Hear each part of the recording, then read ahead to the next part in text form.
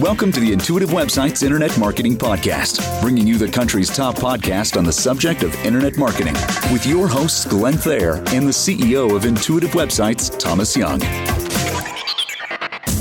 Hello, everyone, and welcome back to another Intuitive Websites Internet Marketing Podcast. Tom and I were kind of going back and forth on the whole reasons. Why do you need a great website when your sales are through the roof? So that's really the big question. And I think, isn't that one of those things? It's like, why do I need a salesperson going out selling because we have too much business right now? It is. It's a little bit of that. It's also a little bit of the idea of the website's kind of out there and it's invisible to me. I don't see it.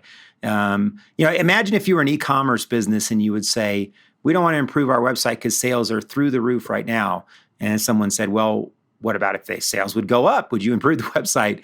Of course they would do that. But for sites that are generating leads, for sites that aren't selling directly online, it's very tempting to say, well, the business is doing great right now.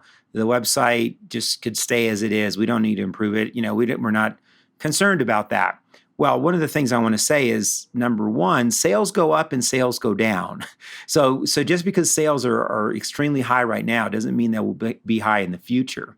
And I think one of the most important things to realize about marketing in the age of the internet is that you can lose market share and not know it. And this happens all the time to companies. We got a call recently from an old client of ours who hadn't worked with us for a couple of years, and we just had seen a steady decline in their website visitors and website leads. And we were able to look and see, well, number one, they have not stayed up with website design trends. Their site looks about 10 years old. And then they also have been removing content from their site that they didn't think was needed for some reason. And so what content were they taking? Well, in this case, this company is a training company working in technical markets, and they had this really amazing glossary of technical terms on their website. And about I think it was 40% of the visitors that came to their site to look at that content. And they thought, well, no one's going to hire us because they're looking at this content.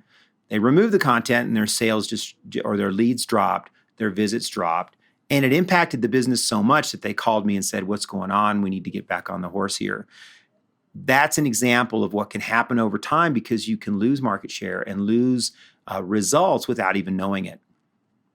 Is it possible that there could be times when, business is good, and I think we're talking more about service-based businesses that are not e-commerce.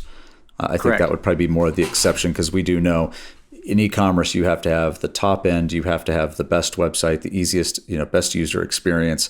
That's how you're going to continue with the sales. But if you're dealing with somebody who is a service-based business, it might be word-of-mouth marketing, and maybe they're used to going, hey, it's all referral-based. It is word of mouth. The website, sometimes people go there, but it's more just there because we need a presence on the web. That could be very true, yes. And so if you have that, and I'm trying to go really specific here, is for someone saying, it's not as important. Somebody who might have a local business. They do not have a regional, statewide, or national, or even worldwide business. They're just in a small region, and this is all that they do. I almost want to even say like a realtor would be an example of this, is somebody who just works in a small market that they're dealing with. They're not going, hey, we're taking business all over Colorado. We're focusing on Colorado Springs. That's all that we do. Well, and maybe that would be an example. How would somebody like that say, well, when things are going really well, real estate's doing pretty good right now. Is this the right time, or do we go, hey, wait for things to slow down, especially if you're a solo entrepreneur? How does somebody go about doing that? Because I think that's really where most business owners get stuck, saying, hey, yeah, business is really great. I just don't have the time or energy to do it. And it's a really good point. And how can I outsource it? That's the other piece, is even if I did outsource it, how would I manage that? Because it's another thing on my plate that I don't have time for. It's very good points that you're making. And I think I want to come back to the concept that during a strong economic time, when things are going well and sales are high, that is the time to invest. That's the time to put money into things that will return for you some return down the road. And I think that that's what web marketing has to be at this point. Now, even if you don't make investments in additional leads, or direct growth, your investments that you make in your site should have a return for years to come. And there is a very different approach from a company that's scalable. Like, for example, the client we have is scalable. They're a home builder, so they could take on more homes. They have a process for that, and they can bring people in and do it. A realtor or an entrepreneur or someone who's not scalable, that's a very different thing. They might have to either increase their prices, be more selective about who they work with, or whatever. I mean, so, they only have so much of them that can go around. However, coming back and investing into their website makes their career and their work even more secure for the future. So the best time to invest in marketing is during growth phases. And I think that then prepares you for when there is a downturn. Because as I mentioned, right, sales go up and sales go down. One of the things I would tell entrepreneurs to do is maybe not invest in a lot of expensive things like photography or videos or expensive redesigns, but at least keep your content going. Keep a content stream going at this point, because that will help you in Google. You'll have even better placement in Google in the future.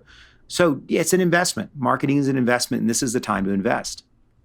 Right. I mean, could they also do something? Because we know, I mean, obviously, if you're doing a redesign, you're starting to look at some of those things, or refreshing. I mean, you mentioned photos and video, and kind of like you might, hold off. And we might be even talking about professional, going back in and hiring a professional to do certain design. Hey, we need a shot that looks like X, Y, and Z. Go out and get those shots. But something you can do on your own, because I found refreshing video, and even if it's my own content, there's so many more bites that come up when you have fresh content. And video especially now, because of the way everything is run. Facebook has their own search engine with Facebook video. You've got YouTube, which is tied to Google. You have so many different options that are out there now. Having that new content just shows something new on the site. So when somebody goes onto your website that may have been there a couple years prior, says, but I saw this person that I wanted to hire, and their business was really good. Let me go check them. Let me check them out again. They go to your website and they go, there's a brand new video there. It may not be the super high level production video, but it is a good video that's got great content. It's set up great and gives them something new, saying, oh, you know what? They actually know what they're talking about. It's such a good point, because, and it comes back to this idea that the internet has created market share opportunities in such a different way than it used to be in the past. In the past, market share was pretty evident. You would know who the leaders were and so forth. But now we're all trying to get a slice of this internet pie, right? And when you do things like that, when you add this great content, you get a bigger slice. And it also does something else very important. And this is very important for companies that the sales are through the roof right now, is that you want profitable sales. Because anyone who runs a business knows that you can be a $100 million business or a $1 million business, but if you're not in the black, it doesn't matter. In fact, a $100 million business in the red is a huge liability, and you don't want to be there, right? So if you want profitable customers, one way to do that is to have a website that is excellent among your competitors and has great content. And if you do that, the more profitable customers will come to you. They'll have a better connection with your business. Same thing with your social media marketing and content that goes out through social media. You use that to attract profitable, well-qualified customers. So that's all part of this, and that works together with being effective even when sales are going through the roof. Before we get to our key action items for the podcast, Tom, can you speak a little bit to those entrepreneurs who might be solo in their business, really small companies where they don't have the time and energy? Let's say if they want to go out and hire another firm for help and get some outside help, what is the absolute best way to do that? Because obviously, from a starting point, people go, okay, I need to outsource all of my web work. I have no idea where to start. What would be 3 items that they could look at that they could be able to start moving that off of their plate? Well, number one is to get educated in how this all works. In fact, you're basically plugging my book, Glenn, which is Winning the Website War, which I highly recommend anyone who's in that position that Glenn just mentioned, start with reading this book, because the book gives you the outline for how to build a team and what activities that team needs to accomplish to meet your vision. Because if you're on a budget and you're going to have to outsource directly, you probably don't have the budget to go to a digital agency. Like we're a digital agency at Intuitive Websites. So we have overhead and we have people working here. So we're going to be more expensive than a contractor, but a contractor will not have the depth of experience or knowledge about your strategy to help you meet your goals. So if you're going to go the route of a contractor and pay less per hour, you've got to give them direction, because they're going to come back with things that will not be in line with your strategy, will not give you results. So start by educating yourself. Once you do that, then outline the team members as defined in the book based on your greatest needs, whether it be development, design, content, all of those different things that's explained in the book.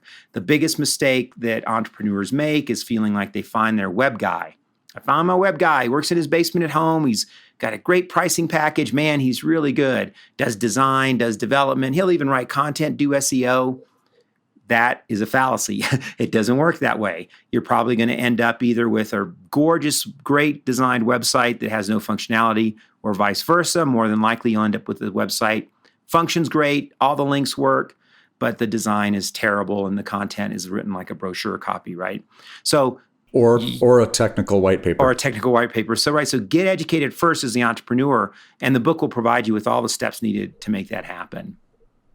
Wonderful. And Tom, what are the key action items for today's podcast? Well, I want to start with, in fact, what I've been doing with this client, subtly doing with this client, is having them compare themselves to the leading websites in their industry, because their sales, I'm sure, are doing well too. So where do you fit among competitors? Does your design stand out above competitors, or is it mediocre? Is your website forward-thinking and ready for the next 5 years, or is it about 5 or 10 years old? That alone right there would be the reason to upgrade the site. And the content on the website. Is the content on the website leading the marketplace, or is it just filling in gaps in brochure copy? And then most importantly, and this is something that is a leading indicator for your business, it'll be the first thing that happens before sales drop, and that is your website traffic will drop. We've talked about this in other podcasts. Website traffic is a leading indicator. So when you see the website traffic start to go down, the sales will soon follow that. So, my best advice would be invest and improve your website when sales are up. But if you're thinking about it and you want more information, then those action items should help.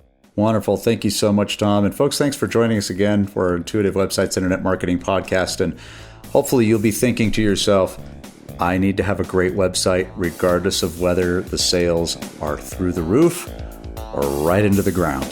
Thank you so much for joining us. We'll catch you on the next one.